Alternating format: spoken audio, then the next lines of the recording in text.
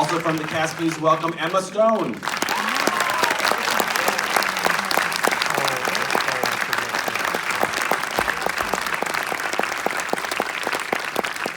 And let's hope they get along. Rachel Weisz.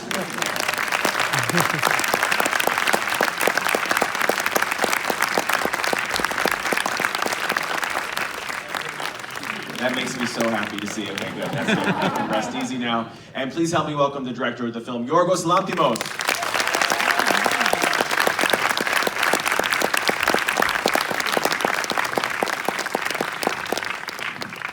I mean, since I saw this movie a few months ago in Telluride, I've been dying to sit down and talk to as many of you as I possibly could, so this is a real thrill. Yorgos, I was so interested to learn that for Deborah Davis, who was the original screenwriter of this film, it's her first produced screenplay, her first credited screenplay. That's when I looked her up on IMDb. When you remember reading her draft of the screenplay, what were you most excited to kind of focus on and amplify, and what were you thinking you were looking forward to maybe tweaking a little bit and making your own? Well, it was the main story, and the fact that I learned for the first time that at some point in time there were these three women that had such power, and the characters were very interesting, and it was a very intimate story, which also, by focusing on this intimate story, you could also see how individuals can affect the lives of other people. So yeah, that was the main starting point, but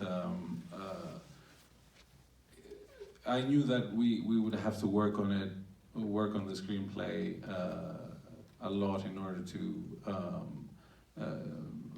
give it a tone that's something that I would be able to approach with my filmmaking. So we worked for 7-8 years with a different writer, Tony McNamara, and we developed the script for a long time until we reached to this result.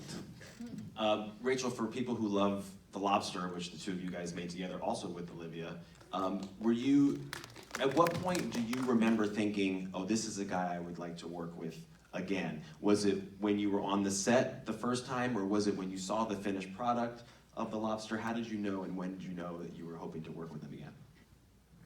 Well, I wanted to work with Yorgos before I'd worked with him, because I'd seen his film Dogtooth, which is it's here at the Dogtooth. It's an extraordinary film. So I'd seen his film work, and also Alps. But the experience of actually being on set with him was new for me on Lobster, I really loved Lobster as well as a film, and wanted to work with him again. Did you think you'd hear from him again so soon? Because it's 3 years in between the films. Were you like, yeah, let's get back at it? I'm always ready to be in a film that he's directing. If it's 3 years, 10 years, or 10 minutes, I'm waiting in the line. Emma, it's such a kick to see you play. I love this character. I love this character on you. I love the fact that she is just completely calculating and always in the moment and thinking, all these different steps ahead. What were you most intrigued about in kind of reading her and studying her and playing her? I think everything you just said.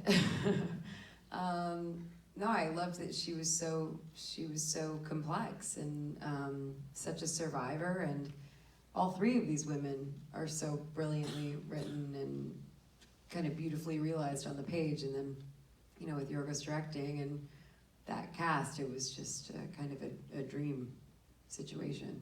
Have you ever in your career been asked to work with a dialect coach for a month before auditioning for a film? No, but I mean, I understood completely. I was the only American in the cast, so that would have been pretty horrible if my accent had been, really off base. Yeah. Joe, I've had quite the day because I watched this film for a second time tonight, and then a few hours ago I saw Mary Queen of Scots for the first time, which you're also in. So I don't know how quickly back to back you made these films, or if you did other things in between, but it's so fascinating that you've been kind of living in, you know, the 18th century and the 16th century amongst, you know, crazy royals. What have these two films kind of meant to you, taken as an aggregate? I mean, they couldn't be further apart. Right. They're two, in some ways, very British period films, but the complete opposite sides of the coin. I didn't know how far apart they were going to be. They were almost back to back. We shot this one first, but it was very clear, particularly with The Favourite, it wasn't going to be a conventional film, particularly as a period film. Right from reading the script, it was something entirely refreshing and different and unique, and then coupled with Yorgos's very particular mind, I just thought it would be such a special thing to be a part of. Well, speaking of Yorgos's particular mind, when I do conversations in front of Screen Actors Guild members, the question that I usually hear from you guys is about the rehearsals. That's something that I think actors really like to know about. And in doing a little bit of research on this film, it sounds like the rehearsals that you had your cast do were maybe a little bit off the beaten path. How would you describe what you wanted your cast to do before you shot? Well, I guess it's off the beaten path for film, because we don't usually get to do a lot of rehearsals. I think, you know, what I do, I don't think it's really special. You know, if you worked in theater and you've experimented with things. So for me, it was, I like to work physically, with not intellectualizing the process so much, characters, scenes, the film, the script. So it was a matter of, you know, getting in a room and playing games, fooling around, doing exercises, going through the lines in ways that were completely irrelevant to how they were going to be done on set. And I think it was, well, first of all, it kind of, I mean, the actors can speak for it themselves, but I think it was, for me, I hope that it would free them from thinking that they needed to approach this in any conventional way. And of course, feeling comfortable with each other and getting to know each other and learning the lines in an unconventional way, and, you know, many things that I think, you know, would help later down the line when we were on set. Rachel, what are your remembrances of that period? The ice got, I think any actor would know that to have the ice broken amongst you and your fellow players very quickly is a really good thing, and that's what happened very fast. We played, like games that you would play in rehearsals for a play, quite absurd and ridiculous games, and I think in the film there's one of the tones is one of absurdity, so it was probably a good thing to get us to be absurd. I don't know. Yeah, we played games, and they were game. You can remember what the games were, 'cause I can't remember. They had rules, like you had to say the lines of the scene. So we broke them down scene by scene. I'd say a line, you'd say a line. We'd say each other's lines whilst having to cross the room in a certain way physically. In a quite extremely weird way, physically. So yeah, it makes you as an actor not think about the line. You just sort of say it automatically, instinctively, and I think that was part of the process, not to get kind of bogged down in like, what does this mean, what I'm saying? You just say it, and your instinct kicks in. Emma, would you say you enjoyed acting with 17 rabbits? Yeah. Yes. I didn't have to act with 17 rabbits anywhere near as much as I think Olivia and Rachel had to. Right. So yeah, it was lovely. I got to sit on the floor with them. One tried to eat my dress. They took him away so that he wouldn't do that. It was great. It was great, yeah. Joe, I'm curious to know what went through your and Rachel's minds when the choreographer explained to you what the dance routine was going to look like. That's a good question. Yeah, I don't think either of us knew reading the script that was going to happen because it just says they dance. And so I can't remember how Yorgos broke it, but we worked with a brilliant choreographer who I think Yorgos has worked with before or knew of before, and Yeah, I just liked her work. Liked her work. And worked together. right. And it just turned pretty absurd pretty quickly. We kind of all came up with the moves together, I think. And we put it together over a couple of weeks, and it was a lot of fun. Yeah, we would practice kind of each day in front of the rest of the room as well. Oh my God. And we didn't do it for the first time in costume, I think, in full costume until the day, but I had a great I think time. the day before, because some moves had to be changed because of a 6-foot train or a 3-foot headdress. And it was like, oh, I won't fit through your arms like with this costume. And you had heels on, didn't you? Oh yeah. Yeah. And then similarly, Emma, how choreographed was your, I guess, combat scene in the woods with Joe? You know, where you're riding around. It was pretty choreographed. It was kind of half and half. We had some improvised stuff, but for the most part, it was pretty choreographed. Like on the lines, us rolling around on the ground. There were certain moments where I have to pull his head up into my crotch, and then I have to beating him in the balls. Things like that.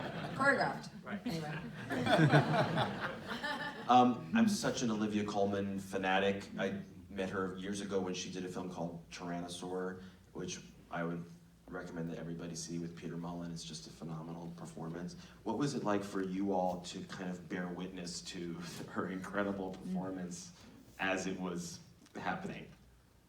For you, Yorgos, I mean, was it how did it surprise you, or was it kind of as you imagined and hoped it would be? I can't say I was surprised. And Tyrannosaur is where I also first saw Olivia. So it was, and then I realized he'd done other work very different to that, and all the comedies that's it done, and then we worked together on The Lobster. So I knew her. I knew she was going to be great in it, and you just try and facilitate that and just give space and allow freedom. And I wasn't surprised. I was entertained. I was moved. And many other different things. Rachel, did Yorgos encourage you and Olivia and Emma and everybody to try different levels of things, from take to take? How did you kind of calibrate things as the shoot went on? I wish I could tell you. It's a very unusual feeling working with Yorgos. It's a bit like how I described the rehearsal process. It's sort of everything's very spontaneous. That's the best way to explain it. There's no discussion. There's no analysis in rehearsal or between takes or at the beginning of the day or at the beginning of a scene or during none. So it's just.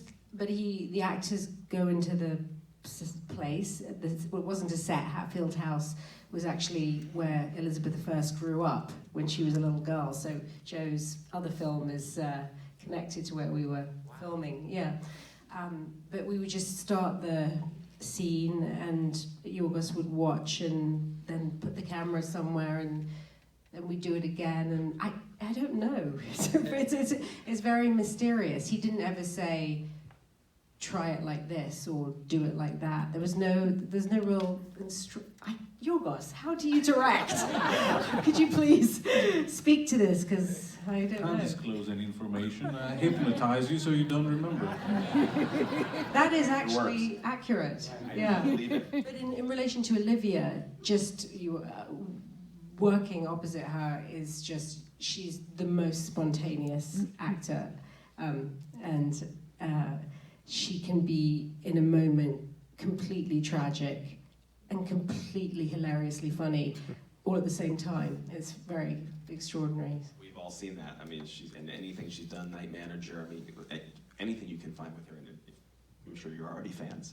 Emma, I'm sure it's always really interesting, having worked on a film, to then that moment where you see the finished product with the score, with the cinematography. Maybe you've seen some in ADR, but to see the whole thing put together What was the What experience? ADR? No ADR on this No one? ADR on any of my films. Fantastic. Well, then this Thank you might very be much. better. What was it like for you then, having filmed it, to sit and watch it with all of the score and all the amazing stuff that got added later? It was fantastic to see it, but I also, the first time I saw it, I was kind of like stunned and didn't know how to really internalize the whole thing, because I think there was just so much going on that I had pieced together in my mind over the year, you know, prior, since we wrapped filming, of what I imagined it might be. And it was so much that and so many other things too. So then the second time seeing it, I think I could really see it. And it was funny and heartbreaking. And now I've seen it a third time, and I mostly saw it as tragic. So it kind of just develops as time goes on, which I think all great movies do. Yorgos, I love the touch. I think this is a great movie. I really love this movie. Me too. I love the touch of the lines of dialogue that kick off each chapter. How fun was it to kind of go through the script and figure out which lines would be emblematic of each chapter? It was fun. Not crazy. I mean, I was just reading the script again. Yeah, I guess I don't know the way that I decided exactly which ones work and which doesn't. It's a very instinctive thing. It must be not too obvious. I guess it shouldn't be the first line that starts the scene, or. But it is cool when she's in the mud bath and it's like, you've just seen the Yeah. line about slipping under, you're like, yeah, I Yeah. caught it. Yeah, then there's the game of when is the next one gonna be, and Right. did I get it or did I miss it? So yeah, there's many reasons to watch the film over and over again. There you go. Before I open it up to you guys, so start thinking about what you want to know. Is there something about this film, for all of you, I'll start with you, Joe, now that you've all seen it a couple times, is there like a hidden gem in this movie for you, something that you really love, whether it's someone's performance or a craft or some part of the film that really just kind of jumps out at you when you see it? I love the music and the design. Yeah, it's hard to pick a single thing. I really do love it all. But in terms of one thing that jumped out at me was part of Olivia's performance. Like Em was saying, like the tragic side of it I'd seen it on the page, but it didn't fully come through until I saw some of the scenes that Yorgos had put together, like with her storming through the corridor when she's crying and she grabs the baby and she sends the musicians away and is just unable to participate in that, in joy or any other kind of, just her isolation and loneliness. That struck me more seeing it than I felt it reading it. And also the fact that it was created, like you get the feeling that was created because of the madness of the world around her and everything about it. Ladies? My two moments are both Rachel. I mean, I love the whole film so much also, but the moment where she sees us in bed together and she walks through the corridor with the candle makes me cry every time I've seen it. I think it's so beautiful and so heartbreaking. And I think the layers that she added to Sarah, when I read Sarah on the page, I thought she was going to be very kind of cold and, you know, in control, and she is that, but she also is so much more than what I expected to see, and I should have known that because it was going to be Rachel, but just seeing it, like actually seeing how she brought that whole performance together, I thought was so beautiful and layered and devastating. I just think it's devastating. And then also the moment where she's behind the door and you see mostly Olivia in that scene where Sarah has to leave, and it's my favorite line in the movie where she says, "That is not love," where she, you know, she's saying that you're, you know, it's, "Oh, you're an angel who fell from heaven." Like, that's not love. I'll tell you, you look like a badger, which I think is the most perfect description of love. So they're both Rachel. Yeah. I guess I thought Abigail was going to be. Oh, come on. I were thought pressured into it. Yeah. Well, the scene I was going to start with before you said, thank you very much for what you just said. It's really lovely. But I feel like I need to preface it now. But I was just going to go for the scene of your guys' wedding night. That's for me. It's just astonishing piece of cinema. It's like this young bride.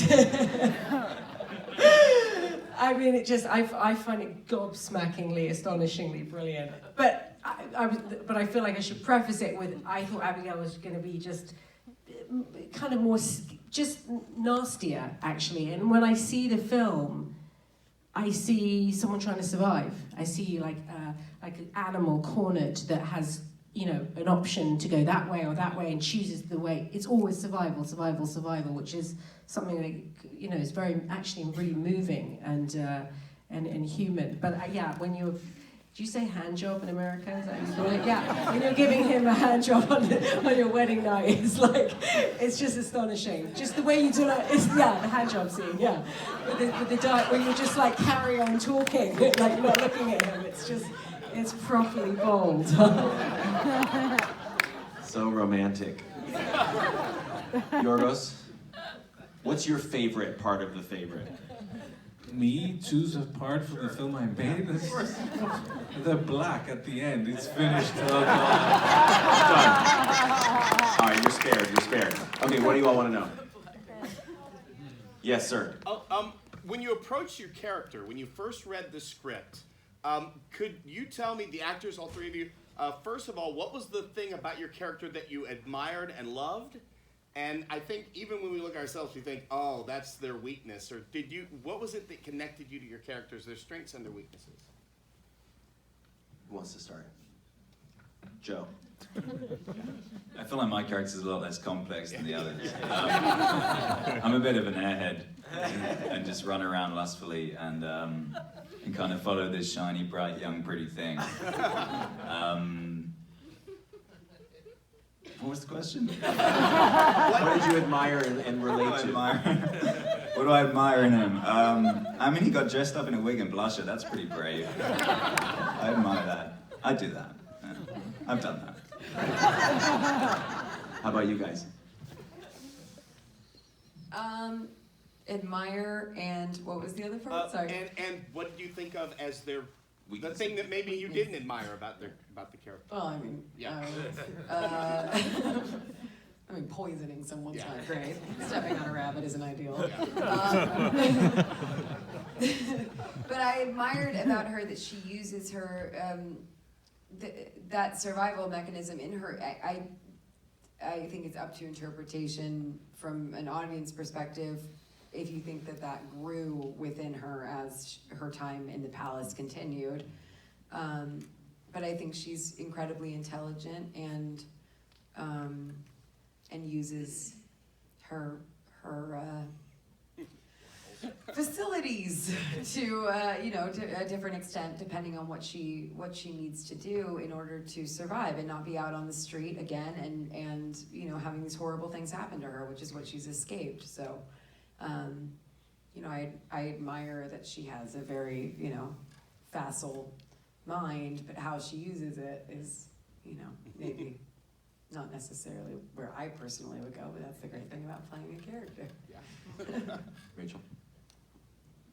Everyone in here is an actor, right? Yeah. Okay, good. Yeah, pretty much. Well, I personally, to talk about, I mean, to play a character, for me, I can't judge them on anything, nothing. So I don't know if I then admire them either. So I don't have like that's really great and that's really bad. It's just that's who they are.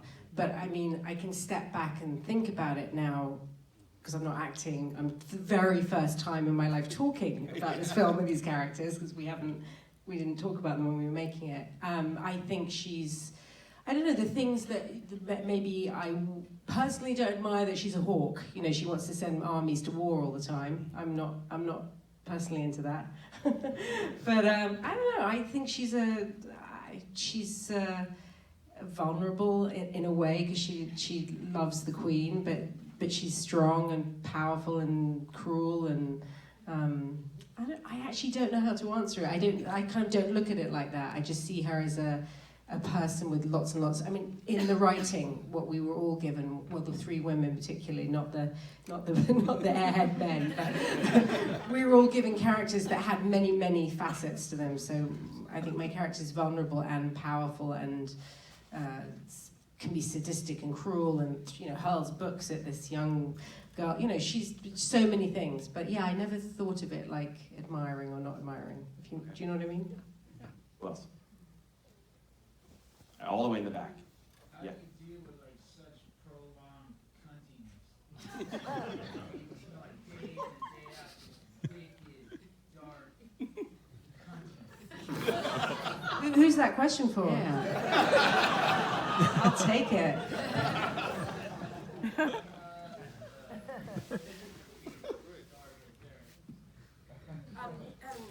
Dark cuntiness from, like, what do you mean? So intense. So intense. I want to just scream.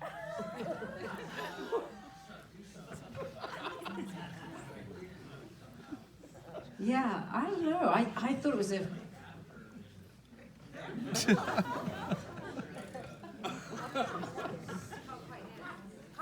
Can't quite hear the rest of what you said. Is there like, I mean, did you guys feel that? That was just like intense. Sure, running a country, I mean, we're talking about our characters, I mean, running a country is really intense, yeah. It's 1708, it's like you know, fearing for your life at every minute. There's someone you think is like your protege that's being kind to you and then flattering you, and then you realize it's going to steal your place. I mean, the stakes are high, you know. I was running a country, my character. How was it for you? Was it cunty for you? It was cunty as fuck for me because I was surviving, man. So if that's cunty, then sign me up. Who else? Actually, Olivia Colman said the best thing about it. She said, listen, in America, it's a word we don't say very. In England, she said, there's nothing wrong. She said, look, I've got one, for God's sake.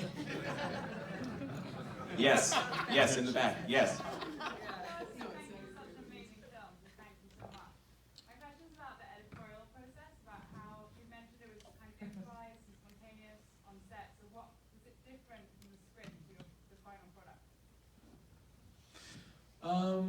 Not greatly. I mean, we always try certain things and change the structure around a little bit.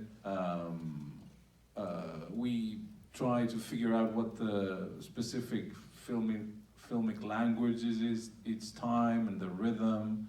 You know, things like how we discussed before, like the cards, the chapters weren't supposed to be there from the script. Things like the superimpositions and how the film ends and all that was kind of constructed during the editing process. I work a lot on the music while I'm editing. I'm doing a lot of research, trying to find the pieces that, you know, would create a whole world. So there's a lot of that, but the structure was pretty much close to what the script was. Well, these guys have to get to their premiere, but I want to thank all of them for being here. So Yorgos and Rachel and Emma and Joe, thanks so much. Guys, thanks for the questions and for hanging out.